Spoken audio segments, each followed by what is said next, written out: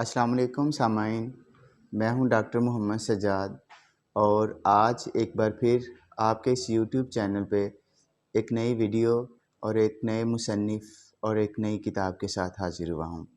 محترم سامعین، آج کی یہ خوبصورت کتاب ہے امراؤ جان ادا۔ یہ کتاب مرزا ہادی رسوا نے لکھی۔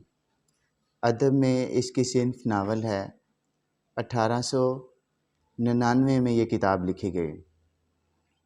اس کتاب کے بارے میں کہا جاتا ہے کہ اگر کسی نے لکھنؤ کے معاشرے کو یعنی لکھنوی تہذیب و ثقافت کو دیکھنا ہو، پڑھنا ہو، جاننا ہو تو وہ اس کتاب کا مطالعہ ضرور کرے۔ اس کتاب کے اندر زوال پذیر لکھنوی معاشرے کی پوری تاریخ رقم ہے۔ یعنی اس کے اندر ہم دیکھ سکتے ہیں کہ لکھنؤ کے اندر کون سے کردار تھے، تہذیب کیا تھی، ثقافت کیا تھی، زبان و بیان کیا تھی، لباس، رہنے سہنے کے اطوار، یہ ساری چیزیں ہم یہاں پہ ملیں گے۔ اس ناول میں ایک لڑکی امیرن کی کہانی ہے۔ امیرن کا باپ بہو بیگم کے مقبرے پہ لائٹیں جلانے کا کام کرتا ہے۔ اب اس شخص نے کبوتر بھی رکھے ہوئے ہیں۔ امیرن اس کی 9-10 سالہ لڑکی ہے۔ ان کے محلے میں ایک شخص ہے جو مختلف جرائم میں ملوث ہے۔ اس شخص کا نام دلاور خان ہے۔ دلاور خان ڈاکوؤں کے ساتھ ملا ہوا ہے۔ ایک دفعہ اسے جیل ہو جاتی ہے کسی چوری کے الزام میں۔ محلے میں پولیس آتی ہے اور لوگوں سے تفتیش کی جاتی ہے اور کہا جاتا ہے کہ ہمیں بتائیں کہ اس کا کردار کیسا ہے، یعنی دلاور کا کردار کیسا ہے۔ امیرن کے باپ سے بھی پوچھا جاتا ہے اور وہ جو ٹھیک تھا وہ بتاتا ہے کہ دلاور علی کا کردار ٹھیک نہیں ہے۔ دلاور علی 10-12 سال جیل میں رہتا ہے، لیکن اس کے اندر انتقام کی آگ بھڑکتی ہے اور وہ یہ کہتا ہے، یہ سمجھتا ہے کہ میرے 10-12 سال کی قید کی وجہ امیرن کا باپ ہے، اس لیے میں اسے انتقام ضرور لوں گا۔ جب یہ شخص قید سے چھوٹ کے آتا ہے تو اسی محلے میں اپنے گھر میں رہتا ہے۔ امیرن کا باپ صبح صبح اپنے کبوتر چھت پہ جا کے اڑاتا ہے تو ایک کبوتر دلاور کی چھت پہ چلا جاتا ہے، وہ اسے پکڑ لیتا ہے۔ امیرن کا باپ اسے پیسوں کا لالچ بھی دیتا ہے کہ میرا کبوتر واپس کر دو، لیکن وہ نہیں کرتا۔ اس طرح امیرن کا باپ اپنے کام پہ چلا جاتا ہے۔ تھوڑی دیر بعد امیرن اپنے چھوٹے بھائی کو لے کے جب گھر کے سامنے املی کے درخت کے نیچے کھیلتی ہے تو دلاور خان آتا ہے اور اسے کہتا ہے کہ تمہارا باپ مجھے پیسے دے گیا، اس لیے تم یہ کبوتر لے جاؤ۔ جب وہ کبوتر لینے کے لیے آتی ہے تو اپنے بھائی کو وہیں درخت کے نیچے چھوڑ آتی ہے۔ دلاور خان اس امیرن کو ایک بوری میں بند کر کے تو اپنے ایک اور دوست کے ساتھ اسے کہیں لے جاتا ہے۔ اس کا ارادہ ہوتا ہے کہ یہ امیرن کو مار ڈالے گا، اور یہ امیرن ہی ہے جو آئندہ جا کے امراؤ جان ادا بنے گی۔ امیرن کو بوری میں ڈال کے لے جاتے ہیں۔ اب دلاور جس شخص کے ساتھ جاتا ہے اس نے دلاور سے پیسے بھی لینے ہیں، یعنی دلاور اس کا مقروض ہے، تو وہ شخص اسے صلاح دیتا ہے کہ تم امیرن کو مارنے کی بجائے لکھنؤ میں جا کے کسی رنڈی کے کوٹھے پہ اسے بیچ ڈالو۔ دلاور کو اس کی یہ صلاح پسند آتی ہے۔ ہوتے ہوتے یہ لوگ دلاور کے اس ساتھی کے سالے کے گھر میں جاتے ہیں۔ وہاں پہ ایک 2 اور لڑکی بھی اغوا کر کے لائی جاتی ہے، انہیں بھی بیچا جاتا ہے۔ امیرن کو بھی لکھنؤ کی ایک رنڈی خانم کے کوٹھے پہ لے جاتے ہیں، وہاں پہ اسے 300 روپے کے عوض بیچ ڈالتے ہیں۔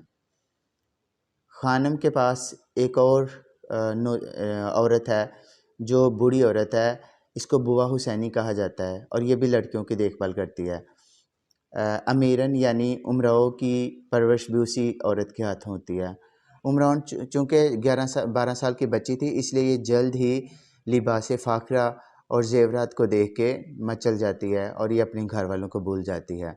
شروع میں یہ کوشش کرتی ہے وہاں سے نکلنے کی، لیکن ایسا نہیں کر پاتی اور پھر اس کا دل لگ جاتا ہے۔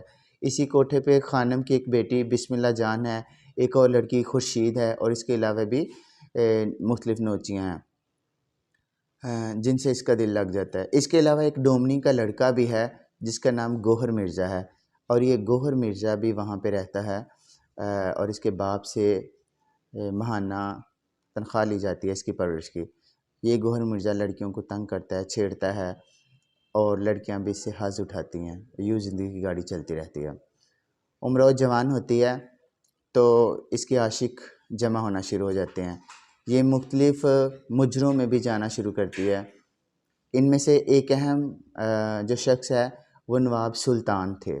نواب سلطان ایک بگڑی ہوئی اولاد ہے ایک نواب زادے کی، تو یہ شخص بھی امراؤ جان کا یعنی امیرن کا ایک عاشق بن کے آتا ہے۔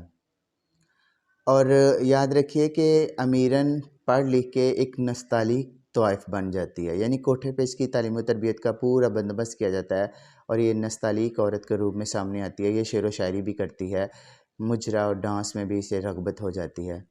تو نواب سلطان سے یہ ملتی ہے کوٹھے پہ، اور اس سے نواب سلطان اس سے محبت کرنے لگ جاتے ہیں۔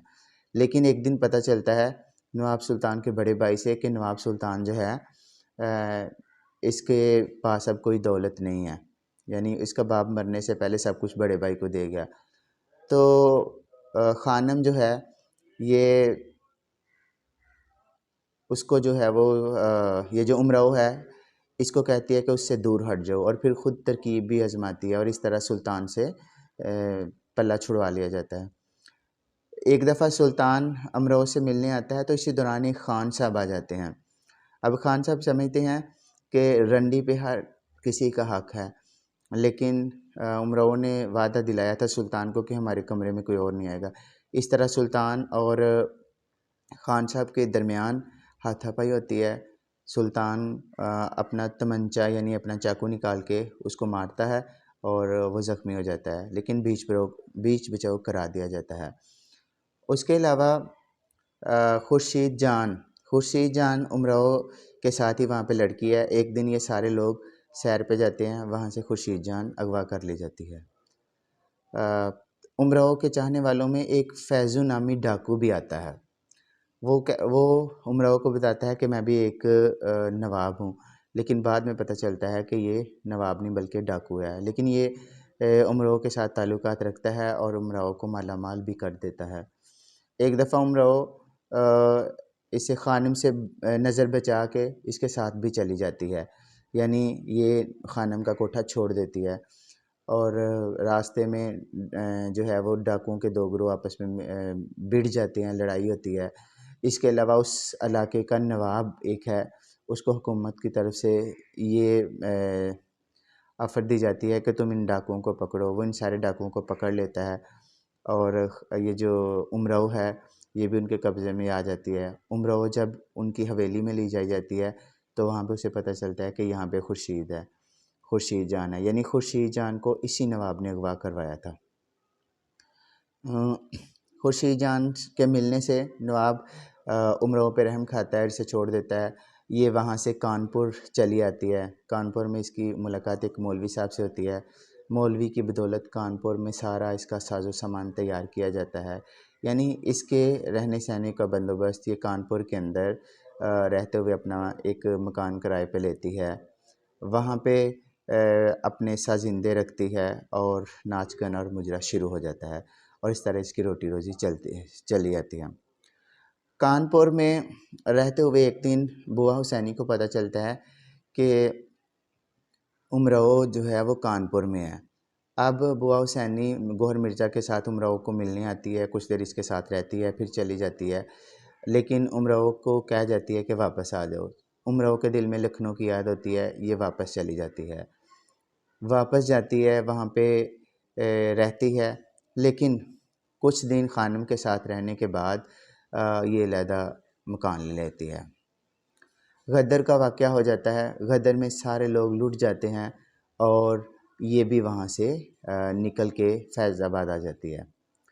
فیض آباد آتی ہے تو یہاں پہ مجرے شروع ہو جاتے ہیں، لیکن اسے خیال ہی نہیں ہوتا کہ میں جس علاقے میں مجرے کے لیے جا رہی ہوں وہ میرا اپنا علاقہ ہے۔ تو یہ مجرا کرنے آئین اس جگہ پہ جاتی ہے جو اس کے گھر کے سامنے ہوتی ہے۔ مجرا کرنے کے بعد یہ باہر نکلتی ہے، اسے املی کے درخت پہ شک ہوتا ہے، اپنے دروازے پہ شک ہوتا ہے، یہ دیکھتی ہے، عورتیں اس کے کان سے اسے پہچان لیتی ہیں کیونکہ اس کے کان پہ کوئی نشان ہوتا ہے۔ اس کی ماں ملتی ہے، سارے محلے میں بات پھیل جاتی ہے، یہ واپس اپنے کوٹھے پہ آتی ہے۔ شام کو اس کا بھائی آتا ہے، باپ تو مر چکا ہوتا ہے، بھائی آتا ہے اور بھائی جو ہے اسے مارنے کی کوشش کرتا ہے لیکن پھر اسے چھوڑ دیتا ہے اور کہتا ہے یہاں سے دفع ہو جاؤ۔ یہ دوبارہ سے لکھنؤ چلی جاتی ہے اور وہاں پہ اپنا پیشہ جو ہے وہ شروع کرتی ہے۔ لکھنؤ میں اسے بہت سارے مشکل حالات کا بھی سامنا کرنا پڑتا ہے۔ وہاں پہ ایک نواب تھا، وہ نواب اس سے تعلقات بڑھانے کی کوشش کرتا ہے لیکن امراؤ انکار کر دیتی ہے۔ وہ اس پہ نکاح کا دعویٰ کرتا ہے، عدالت میں 5-6 سال کیس چلتا ہے لیکن پھر اس کے امراؤ کے حق میں فیصلہ آ جاتا ہے اور اس کی اس سے جان چھوڑتی ہے۔ پھر یہ ایک کرائے کے مکان میں رہتی ہے، بسم اللہ جان سے اس کی ملاقات ہوتی ہے اور پھر اسی کے مکان کے ساتھ والے مکان میں مرزا ہادی رسوا ہے رہتے ہیں جن سے ان کی ملاقات ہوتی ہے اور ان کی ملاقات کا قصہ بھی یہ دلچسپ ہے اور یہیں سے ناول بھی شروع ہوتا ہے کہ ہادی رسوا کے ایک دوست ہیں منشی حسن صاحب، یہ ایک کمرہ کرائے پہ لیتے ہیں اور وہاں پہ سارے دوست مل کے رہتے ہیں اور شعر و شاعری کی محفل ہوتی ہے۔ دوسری طرف دوسرے مکان میں امراؤ رہتی ہے اور درمیان میں کھڑکی ہوتی ہے۔ ایک دن شعر و سخن کی محفل چل رہی ہوتی ہے، امراؤ کی زبان سے بے ساختہ نکلتا ہے واہ واہ، یہ لوگ اسے دعوت دیتے ہیں، یہ بھی آتی ہے اور شعر و شاعری میں حصہ لیتی ہے اور اس طرح سے ان کے آپس میں پہچان ہوتی ہے۔ مرزا ہادی یہ چاہتے ہیں کہ امراؤ اپنی داستان حیات مجھے سنائے، امراؤ سناتی ہے، مرزا لکھتے جاتے ہیں اور پھر جب مسودہ پورا ہو جاتا ہے یہ امراؤ کو دکھاتے ہیں۔ امراؤ اس بات کو پسند نہیں کرتی لیکن پھر بھی جو ہے وہ اس بات پہ متفق ہو جاتی ہے کہ اسے شائع کرا دیا جائے۔ تو ڈیئر سامعین، یہ تھی آج کی کہانی، یہ تھی آج کی کتاب جو آپ کے سامنے پیش کی گئی ہے۔ اس کے اگر کسی نے لکھنوی انداز سیکھنا ہے، لکھنؤ کی معاشرت کو جاننا ہے، وہاں کے اطوار طور طریقے اور طوائفوں کے حوالے سے، تو یہ ساری کتاب بڑی مفید رہے گی۔ مجھے امید ہے آپ اس کو ضرور پڑھیں گے، اس کو اپنی لائبریری کی ضمن بنائیں گے، اپنے دوستوں کو دکھائیں گے۔ تو ہمارے اس چینل کو ضرور سبسکرائب کیجیے گا، بیل آئیکن کا بٹن بھی دبائیے گا تاکہ ہر آنے والی نئی ویڈیو آپ تک پہنچ جائے۔ جزاک اللہ، شکریہ، خوش رہیں، خوشیاں بانٹیں، اللہ حافظ۔